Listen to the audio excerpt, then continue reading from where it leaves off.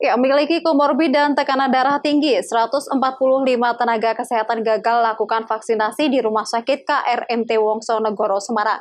Nantinya ratusan tenaga kesehatan tersebut akan dilakukan observasi untuk bisa mengikuti sesi kedua pelaksanaan vaksinasi. 1.173 tenaga kesehatan Rumah Sakit KRMT Wongsonegoro telah mengikuti vaksin sesi pertama.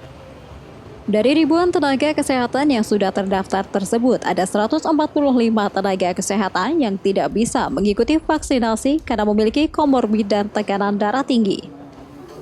Salah satu tenaga kesehatan yang tidak bisa mengikuti vaksinasi mengaku dirinya terdaftar sebagai penerima vaksin karena memiliki riwayat komorbid. Dirinya tidak bisa mengikuti vaksinasi. Direktur Rumah Sakit KRMT Wongsonegoro mengakui dari 1.173 tenaga kesehatan yang terdaftar, ada 1.027 yang lolos verifikasi untuk dilakukan vaksinasi dan 145 tenaga kesehatan tertunda karena ada komorbid dan tekanan darah tinggi. Ikut dalam 16 pertanyaan itu, jadi di situ ada faktor komorbid.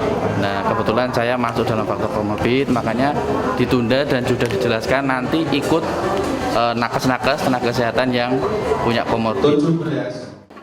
Untuk tahap pertama, sesi pertama vaksinasi pada tenaga kesehatan di Rumah Sakit KRMT Wongsonegoro, Semarang, tercatat ada 1.027 tenaga medis yang sudah dilakukan vaksinasi. Yang sudah confirm dengan klinik vaksin ini ada 1.173 dan sudah bisa lolos vaksin itu 1.027. Nah, ternyata di antara mereka ini ada komorbid, jadi 145 tenaga kesehatan yang memang ada yang tertunda. Jadi misalnya yang hipertensi, masih takut tensinya tinggi, tentu ditunda dulu untuk tidak vaksin. Terus kemudian kalau yang hamil atau menyusui memang sudah tidak akan dilakukan vaksin.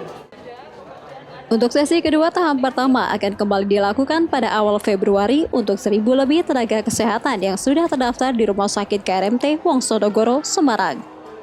Heri Widodo, Kompas TV, Semarang.